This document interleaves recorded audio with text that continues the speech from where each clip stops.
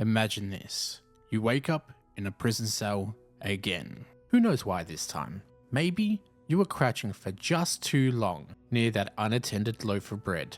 Today, we are obviously looking at The Elder Scrolls Oblivion Remastered. And I gotta say, if you can't hear the smile on my face, it is gigantic. Let me start by saying I didn't grow up on The Elder Scrolls, so that means no Morrowind, no Oblivion, just a vague awareness that these games existed out there with mud crabs and dangerously high fantasy fonts. Like a lot of people, my first entry into the series was Skyrim. I hoarded cheese wheels like they were currency, and I considered shouting a valid form of communication. So stepping into this remaster of Oblivion, it feels like I've time traveled into my Elder Scrolls 6 experience. And yes, it's technically a remake of a game from 2006, but all the charm, chaos, and glorious weirdness are very much still intact. It even comes packed with the classic Elder Scrolls wobble, like the whole game's been held together by enthusiasm and 2 working animation, which is super evident in this clip as the game tends to crash when it overlays NPCs' routines on top of each other.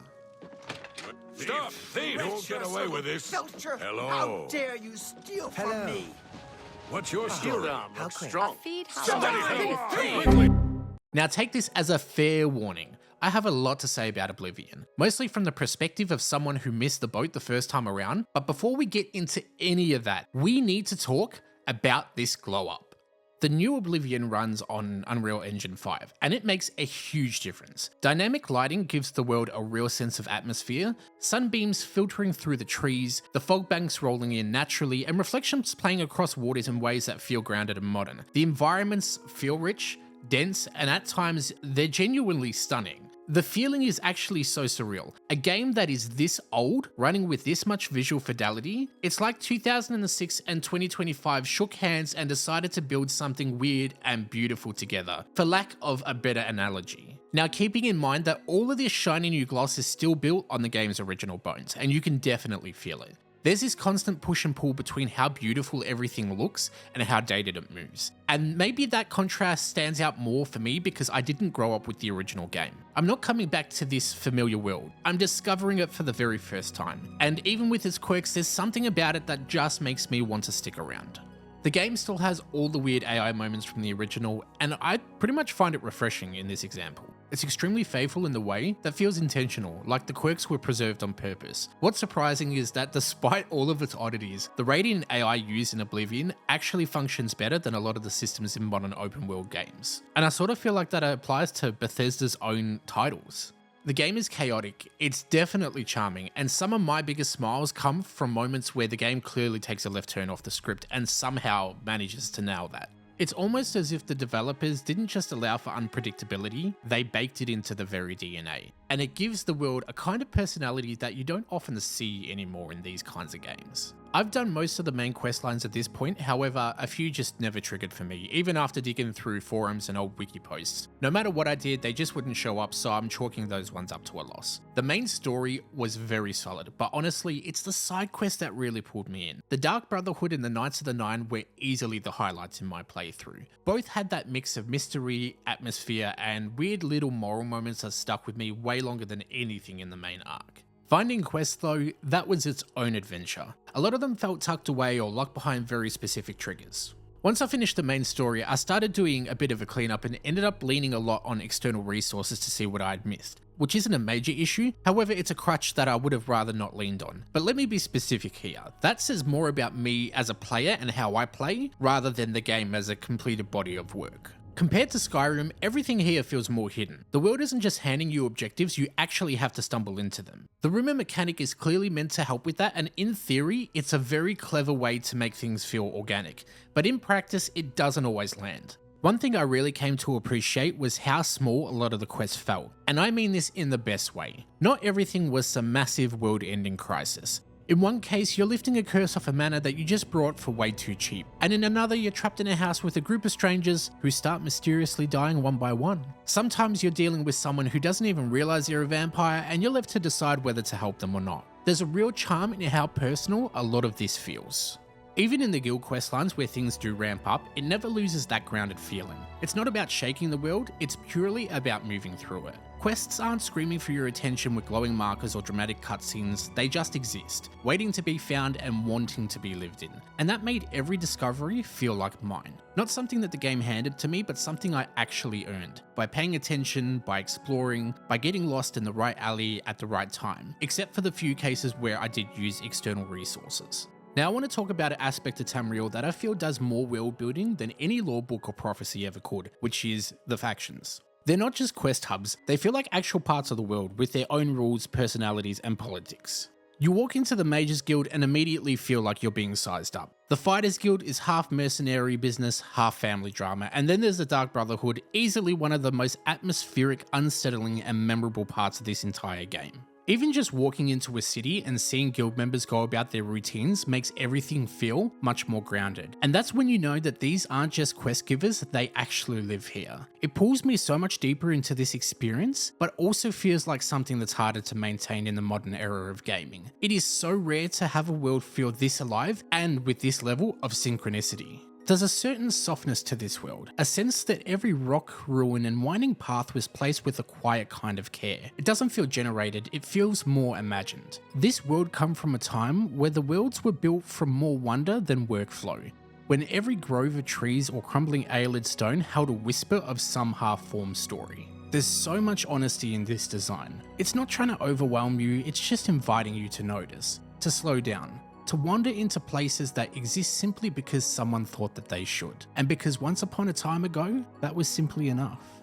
Now, speaking of exploration, the Oblivion gates are interesting. The first time I saw one open, I thought it was the coolest, most dramatic entrance possible. Fire raining over the sky, this massive portal tearing open the landscape, and that sound design just hammering it all in. Total chaos. And then you go inside. I mean, don't get me wrong, the first few were absolutely wild. That whole Daedric dimension vibe hits very hard. Everything's jagged and red and violent, like you stepped into the worst part of a 9 Inch Nails album cover. It's intense. You're running through towers, dodging fire, grabbing sigil stones, trying not to fall into the lava every 5 seconds, but after a while, they kind of all blend together. The layouts are extremely familiar, and once you figure out that pattern, get in, get the tower, grab the stone, get out, it becomes more of a routine than a threat. Still very fun in bursts, especially when one spawns nearby and interrupts what you're doing, but it's definitely one of those systems that hits the hardest early on. That said, I'll never get tired of seeing one collapse. Watching the tower implode, sky clear up, and the world go back to being quiet again is just chef's kiss. That's a moment that stays deeply satisfying every single time. Now let's have a look at the gameplay. I ended up going with a warrior build. I think I started out with a two-handed sword at first, then an axe for a while before I eventually settled into a sword and board setup. Combat ended up feeling a bit like a return to form, very Skyrim adjacent, but rougher around the edges in a way that I didn't mind at all. There's a certain weight to it that works once you get the rhythm down. One thing I really appreciated was the magic. It's not as flashy as Skyrim, but it works so much better. I love the fact that I could run a sword and a shield and still throw out spells without fully committing to being a mage. Just pop off a heal here, light someone on fire there, and then go back to blocking and stabbing. Leveling actually felt pretty spot on. It never dragged, but it also didn't just hand things out. It hits a nice middle ground where it always feels like I was making progress without getting burnt out. What caught me off guard was how much attention I paid to the smaller skills. The ones that you usually ignore until suddenly you're caught staring at your stat screen mid-dungeon thinking, alright, what am I pushing next? The perks didn't feel over the top, but they hit that satisfying need that makes it feel worth sticking with whatever weird little hybrid build that you could have cobbled together. Let me know in the comments below what build you're running in your second, third, or even sixth playthrough. I know you're not just stopping at one, okay?